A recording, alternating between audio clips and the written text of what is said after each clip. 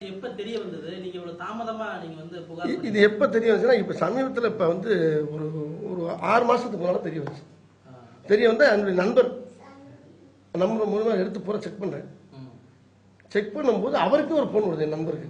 ஏய் நீ தேவையில்லாம இந்த அவர் ஒன்றும் எங்க வரங்க எனக்கு ஓயாம ஃபோன் பண்றாங்க பாருங்க வடிவேலு அப்படின்னு சொல்லி அந்த நண்பருக்கு ஃபோன் பண்றான். அந்த இருங்க என்ன ஃபோன் பண்றான் அப்படின்னு இல்லை நீ போய் பாருங்க இப்போ என்ன சொல்கிறான் பாருங்க ஓப்பன் பண்ண போடுறாரு என் நண்பர். அந்த ஃபோனில் சொல்கிறான் ஏ தேவையில்லாமல் நீ சொத்தை செக் பண்ணி நீ கிண்டி விட்டுட்டு இருந்தீங்கன்னா அப்புறம் நான் யாரும் உனக்கு காட்ட வேண்டியிருக்கேன் சொன்னா கேட்டு வேணாம் உனக்கு தேவையில்லாத வேலைன்னு சொல்கிறான்.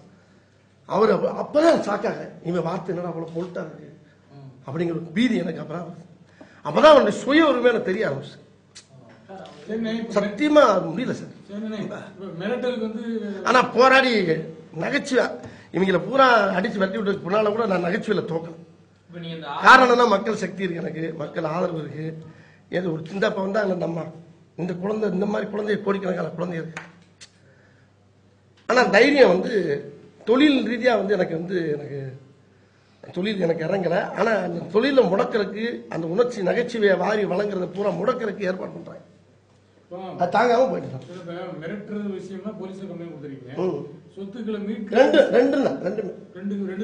கம்ப்ளைண்ட் பண்ணி ஆமா சிட்டி கிரைம்ல வழக்கு இருக்கு போயிட்டு இருக்குன்னு ஒரு சில இது வழக்குல இருக்குது. இப்ப மிரட்டலுக்கு கொடுத்துருக்கேன். சொத்தை விட மிரட்டலுக்கு சொத்து காணாம போனதுன்னு சொல்லிருக்கேன். இந்த சொத்துக்கள் வந்து போர்ஜரியான சொத்துக்கள் தெரியுது. அவர் வந்து சிங்கமுத்து வந்து கவர்மெண்ட் ஆபீசர்ஸ் வாங்கி ரிஜிஸ்டர் பண்றது அந்த மாதிரி நான் தான் சொல்றேன்ல முழுசா நம்பி நீ பாத்துக்கியான்னு போயிட்டேன். அப்படியா நான் இருக்கேன். அவனுக்கு அரசாங்க அதிகாரிகள் இந்த இடத்துல சரியான இடம் இல்லை எப்படி கொடுக்குறாங்க அவங்க எதுவுமே தெரியாம வாழ்ந்துட்டேன். ஒண்ணுமே நட்பு அது நான் ஒரு 10 மணி சொத்து வரைக்கும் போச்சு சார். அதான் கோடிக்கணக்கில் இது சார். இந்த எல்லா விஷயத்துக்கும் போய் சிஎம் எல்லாம் நம்ம போய் பேச முடியாது சார். நான் சிஎம் போய் பேச அளவுக்கு நான் செல்ல பிள்ளையா? அவர் எல்லா மக்களுக்கும் அவர் தலைவர் சிஎம். அவர் என்ன நான் அவர் போய் எதை போய் எப்படி அவற்றை போய் போலீஸ்ல முறப்புறாரு. நான் போய் நேராக கமிஷனர் ஆஃபீஸ்ல போய் சொல்லிட்டேன். இப்பதான் ஒன்னெல்லாம் எடுத்துக்கிட்டே இருக்கேன். ஒன்னெல்லாம் எடுத்து பார்த்து அது ரைடு தான் எடுத்து பார்த்தாங்க. ரைடு எடுத்து பார்த்து என்னங்க போது இந்த மாதிரி சொத்து எதுவுமே இல்லை சார். பூரா இன்கம் டாக்ஸ் கட்டியிருக்கேன் சார். நான் டாக்ஸ் கட்டியிருக்கேன் அப்படின்னு. அப்ப நீங்க வந்து மோசடி செய்யப்பட்ட அந்த நிலத்துக்கும் சேர்த்து டாக்ஸ் கட்டியிருக்கேன். ஆமா ஆமா. அதான் அவங்க வந்து அவங்க பார்த்து ரொம்ப அப்செட் ஆயிட்டாங்க. பார்த்து சரி இதை பூரா கொடுங்கன்னு எடுத்துட்டாங்க. கிட்டத்தட்ட ஒரு ரொம்ப சுட்டு போச்சு. இதுல இருந்து அரசு தரப்புல இருந்து உங்களுக்கு வந்து குழந்தைகளுக்காக சேர்த்து வச்சது இந்த நீங்க ஏமாந்துறீங்க அப்படின்னு அதிகாரத்தில் உள்ளவங்க யாரும் விசாரிச்சாங்களா உங்களுக்கு சம்பந்தமா? அதுக்கப்புறம் தான் நீங்க கம்ப்ளைண்ட் பண்ண இல்ல நானே தாங்க முடியல. ரொம்ப ஒரு மாதிரி ஐட்டம் போய் கொடுத்தேன். மிரட்டல் கிட்ட நிறைய வந்தோடனே சரி இதுக்கு மேல நம்ம விட்டு வச்சா தாங்க எப்படி மீடியாவுக்கு வந்தா தான் நல்லா இருக்கும். நானே இறங்கிட்டேன். நிறைய இருக்குல்ல இருக்கிற பூரா எடுத்து பார்த்துக்கிட்டே இருக்கேன். ஒன்னு நான் எல்லாத்தையும் எடுத்து பார்க்குறேன். எப்படி ஒரு 10-20 சொத்து இருக்கு. ஒன்னே வந்து வக்கீல வச்சு லாயரை வச்சு செக் பண்ணி பார்க்குறப்ப எதுவுமே அதான் கிணற காணா சொன்னால இடத்த காணாங்கிற மாதிரி அதான் சொல்றான்ல. என்னை சுத்தி எங்க ஊரே என் கூட்டமே இங்க இருக்கு ஜாக்கிரதையா இருக்கு சொல்றான்ல. இல்ல இல்ல அப்படி சொல்ல அவனுடைய ஆளுகளை சொல்றான். நான் வந்து ரவுடி எல்லாம் இருக்கேன். அது அப்படி சொல்லிதான் பழகுறாங்க. பூரா ஆளுகள்லாம் இங்க இருக்காங்க. இல்ல அப்படியெல்லாம் தேவையில்லாத கிட்டுகள் இதுதான் மேட்டர்.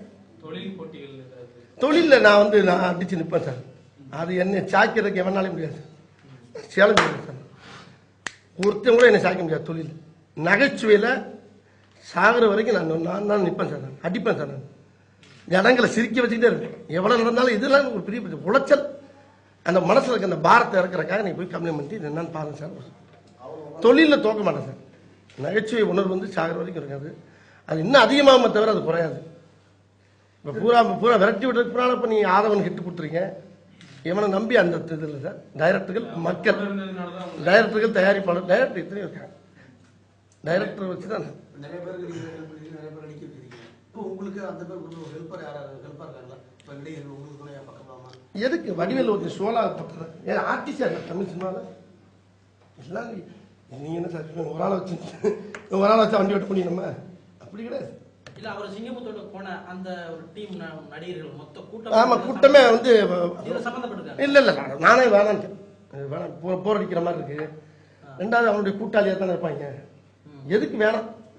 படம் புதுசா இருக்கு, எவ்வளவு ஆர்டிஸ்ட் இருக்காங்க. இப்ப நேற்று போனேன், பொன்னம்பலம் நடிக்கிறாரு, இங்கிட்ட அவர் நடிக்கிறாரு, வச்சு நடிக்கிறாரு, பேசனர் ரவி நடிக்கிறாரு, நிறைய நடிகர்லாம் நிறைய நடிக்கிறாங்க. இப்போ வந்து மதன் பாபு இருக்காரு, எவ்வளோ காமெடி ஆர்டிஸ்ட் இருக்காங்க. இப்போ பெரிய ஆர்டிஸ்டாக போட்டு நடிச்சு போகிறது பெட்ரு. நம்ம என்ன செஞ்சோம், நட்புக்காக இந்த வாப்பா பழகிட்டாங்க. நம்மளால ஒரு 10-20 குடும்பம் பிழைக்குதுன்னு நம்ம செஞ்சோம். அது என் குடும்பம் அழிகிறதுக்கு ஏற்பாடு பண்ணிட்டாங்க. இல்லை இப்போ நீங்கள் அவங்க பார்த்துக்கலாம், எல்லாமே நாங்கள் நீங்கள் விசாரிக்கிறீங்க, ஒன்றும் கவலைப்படாதீங்க.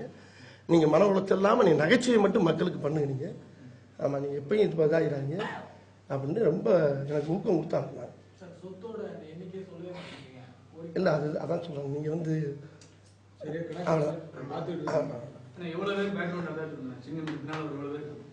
இல்லை இந்த வீட்டை சுற்றி ஆள் நிறையா இருக்குது, நான் அப்படி இப்படி மிரட்டலாம், அதெல்லாம் நம்ம இருக்கு.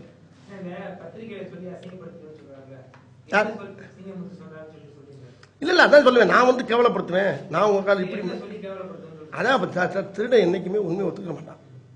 அவன் ஏதாச்சும் ஒன்று தயார் பண்ணுவான்ல, எதா இருந்தாலும் சட்டம் பார்த்துக்கலாம், அவ்வளோதான்.